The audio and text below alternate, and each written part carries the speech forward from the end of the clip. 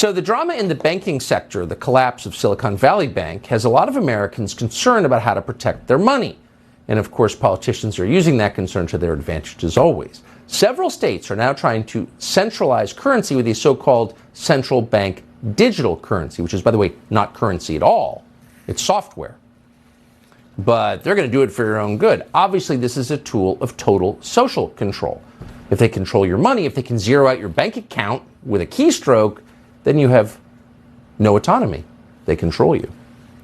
Well, in the state of South Dakota, legislators just passed a bill that would have changed the definition of money to exclude cryptocurrency, and that would put the state on a path to centralized digital currency. South Dakota's governor, Kristi Noem, the only governor we're aware of who's paying attention to this, vetoed that bill. She joins us tonight to explain why. Governor, thank you very much for doing this first and for coming on. Why did you do it? You're obviously under pressure not to veto it, but you did. Why did you? Well, Tucker, it was the right thing to do. I became aware of this bill. It wasn't introduced until almost halfway through our legislative session. We started reading through this bill that was over 110 pages long. It was sold as an update to the guidelines of the Universal Commercial Code, backed by all of our financial institutions, our banks. As we started reading through it, we saw the section of the bill that changed the definition of currency. And essentially what it did was pave the way for a government-led CBDC, and it also banned any other form of cryptocurrency or Bitcoin or digital currency that existed. So for me, it very clearly was a threat to our freedom. In South Dakota, we are the session that completes its business earliest in the year. We are the first ones to really look at this bill and find out the truth of what's in it.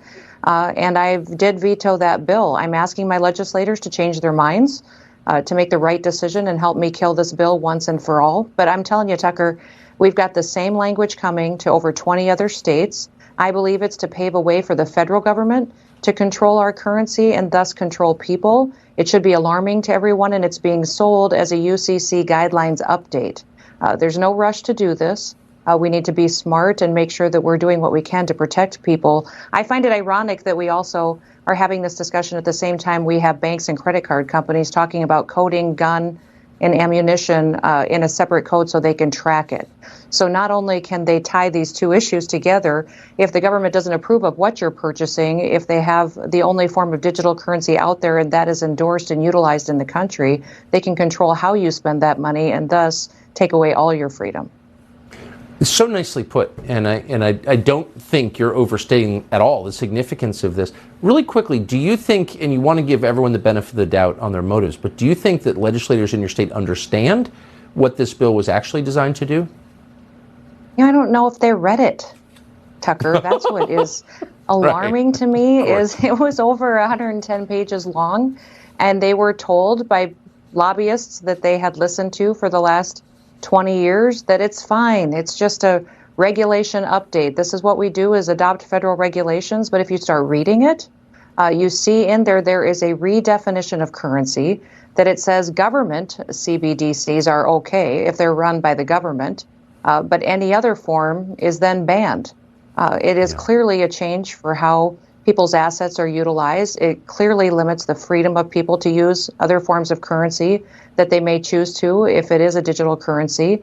And it is clearly putting power into the hands of government. If anything we should have learned the last several years is the government can't be trusted.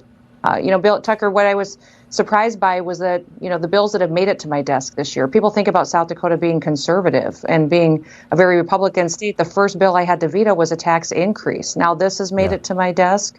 We've got other challenges as well. I really hope that what you've done inspires other governors. Appreciate your coming on tonight. Governor Kristi Noem of South Dakota. Thank you. Thank you, Tucker.